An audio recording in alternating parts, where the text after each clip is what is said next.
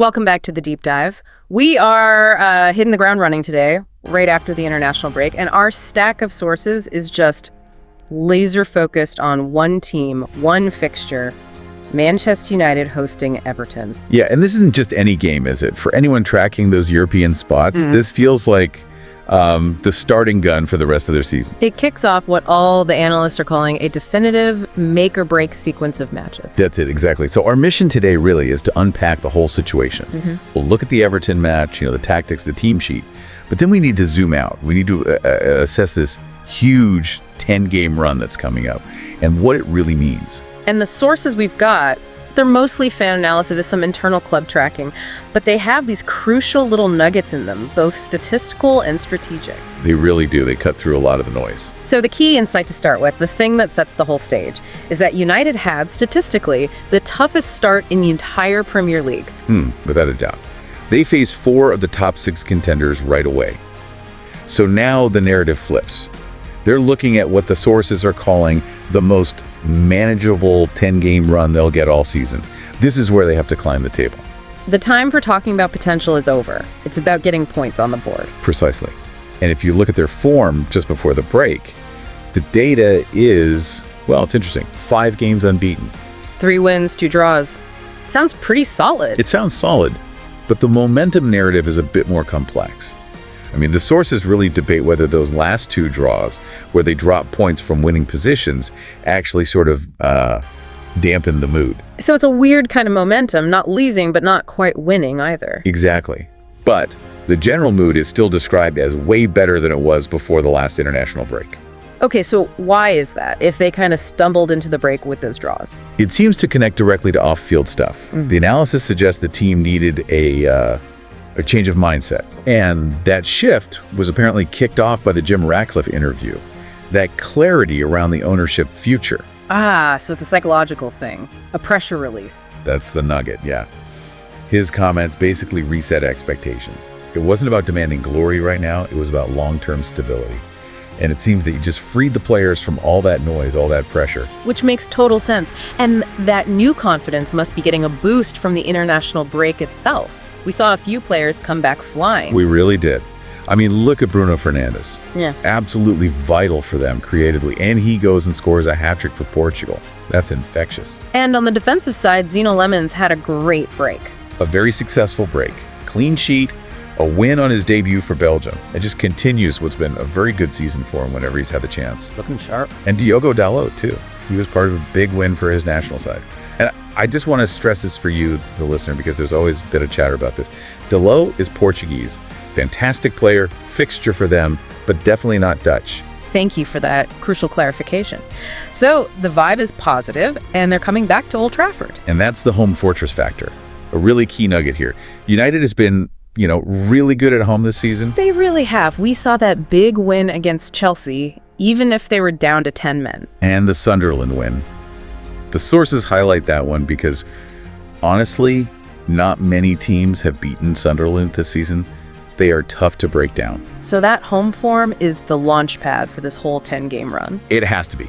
It absolutely has to be. They've survived the worst part of the schedule. Yeah, let's just remind everyone how brutal that start was. Chelsea, Arsenal, Liverpool, Manchester City. You couldn't design a tougher start. It explains why they aren't higher up the table, but it also just massively amplifies the opportunity they have now. Okay, so this is where it shifts from surviving to thriving. Let's run through the fixtures. This is the 10-game spell before they face Man City again. Right, you've got Everton at home, then Palace away, West Ham at home, Wolves away. Then Bournemouth at home, Villa away, Newcastle at home. Wolves at home again, Leeds away, and Burnley away. When you lay it all out like that, you can see why the sources call it manageable. The expectation has to be sky high. It's unequivocal. They have to start beating the teams we should beat. Simple as that. They're only 2 points off third place right now. But I have to push back a bit on manageable. This is the Premier League. Where are the landmines in that list? That's a fair challenge. The sources flag 2 away days in particular. First, Palace away is always described as really difficult. Historically, yeah. They're compact, they hit you on the break. And the other one is Newcastle. United just tend to struggle there. The atmosphere, the way they play, it throws them off. So those are the pressure points. Exactly. And what's fascinating is how the analysis connects this need for points back to the manager's first season. They need to find that kind of chunky run of form again. What defined that run back then? Two things, really. Defensive solidarity, they were keeping clean sheets for fun, and the main striker hitting a real purple patch. Right now, you'd argue they don't really have either of those locked in. So this isn't just about points, it's about finding that structural consistency again. Yes, week in, week out. And of course, the elephant in the room that complicates everything is AFCON. The African Cup of Nations, it's massive. Huge. United are set to lose 3 really important players, key players. So they have to bank every single point they can before that happens. Which brings us right to the team selection for Everton, the personnel puzzle. Let's start with who's available. Well, the injury list is frustratingly familiar. We know Maguire and Sesko are definitely out. Yeah. Martin is described as nearly ready, which in our experience means not ready, and Mayu is a big question mark. Right, he missed the last game. And might not be training fully. If he's out, you might see one of the youngsters like a Jack Fletcher or Shea Lacey get minutes, just to keep him sharp. Okay, so that forces the manager's hand. Let's get into the debates. First up, fullback. Dorgu versus Delot. This is a classic risk-reward decision for a home game. Yeah. The argument for Dorgu is strong. He looked excellent for Denmark. He's quick, he gets into the final third. So against a team you expect to dominate, he gives you that attacking threat from the back. That's the theory. He provides the overlap. But the counter argument is just safety. Why not go for it at home against Everton? The counter argument is pure pragmatism. It's all about the manager's preference. Dela is the safer, more stable option. He's been called the manager's favorite. So in a must-win game, he's going to lean on the guy he trusts most. Exactly. It's risk mitigation. Stability over flair, for now. And that stability argument probably extends to the front line, especially with Sesko out. The consensus seems to be that Mason Mount has to start. Yeah, he put in the best shift of anyone in that position this season, especially with his pressing. Yeah. It's the obvious choice. But this is the deep dive. We don't just do the obvious choice. Of course not. And there's very interesting left field pick being floated in the sources. Go on. Joshua Zirkzee. Zirkzee, wow, he's barely played. Why now? Why risk that? The thinking is that it's opportunism. 2 reasons. First, he has history here. He actually scored against Everton last season in that big 4-0 win. Ah, a little psychological edge. Exactly. Yeah. But the bigger reason is AFCON. With those 3 players leaving, the manager needs to know what he has in his back pocket. This manageable run of games is the perfect time to test out the depth options. So this is a long-term strategic move, using a winnable game not just to get 3 points, but to prep for January. That's it. You're turning a team selection into a chess move. The sources expect that front 3, whoever it is, Ahmad, Bumo, Kuna, +1, to be incredibly fluid, constantly switching to try and break Everton down. Okay, let's switch to that opposition deep dive then. Everton, they're sitting in 13th. Is that about right for them? The analysis says, yeah, that's about right for where they are. They're stable, but, not exactly setting the world on fire. And there's that interesting historical note, isn't there? The weirdly friendly relationship between the 2 sets of fans. There is. It's that old football principle. Yeah. The enemy of my enemy is my friend. And for a long time, their shared enemy was Liverpool. A fun bit of trivia. Back to the data.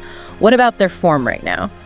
Well, their form has been following this really weirdly predictable pattern. It's been 2 losses, then 2 non-losses. Repeat. So by that math, they are statistically due a couple of losses. And United will be hoping to be the team that starts that new cycle. So what are their actual strengths on the pitch? We know they're stable under the manager. Their strength is definitely in midfield. You've got guys like Andre Onana and Grealish who are solid anchors. And James Garner's having a really good season. And their weakness? Oh, it's glaring. It's the lack of a talismanic number 9. They just don't have a reliable goal scorer. Not since Lukaku, really. Pretty much. Not since Lukaku left. Or at least before Dominic Calvert-Lewin's injury problem started. It means they can have all this possession, but it just fizzles out. And that all connects back to the bigger picture, doesn't it? They're still recovering from years of financial mismanagement, the Ancelotti, James Rodriguez era. Exactly. They went for it, spent big, and it didn't work. Now they're in this rebuild phase. Good manager, solid midfield, but no cutting edge. 13th feels right. So with all that in mind, how are the predictions looking? They're looking strong for a United win. I mean, their record against Everton, especially at Old Trafford, is just very, very good. Any specific score lines being mentioned? The two that kept popping up were 3-1 and a more ambitious 3-0. Wow, a 3-0 would be huge. That clean sheet would be massive for their confidence. They've only got one all season, right, against Sunderland. Yep, just the one. So getting another would be a huge sign that they're building that defensive solidarity we talked about. Yeah. It's exactly what they need. Okay, so wrapping this all up, what stands out to you is that this 10-game run is it. This is the test. It's the transition point. Can they go from having a good start, which was only good because they survived that insane fixture list, to being a proper, consistent top-bracket team? The excuses are gone. The pressure is absolutely on. A win against Everton feels non-negotiable, especially with AFCON on the horizon. Every point they get now is insurance for later. And my final thought, my synthesis, is all about that front three and the manager's long game. With Sesko out and AFCON coming, he's basically being forced to choose between short-term stability and long-term development. And it sounds like development is winning. It seems that way. So the question for you to really think about is this. Is the manager right to use these manageable games to build chemistry in his backup options, like Xerxes, even if it means not picking the absolute safest, most stable 11 for this one game? It's a high-stakes bet. It is, because this isn't just about points anymore. It's about tactical prep for that mid-season storm that is definitely coming. And in the long run, that development might be more valuable than anything else. A long-term strategic chess move disguised as a simple team sheet. A perfect place to leave it. Thank you for guiding us through that crucial stack of information.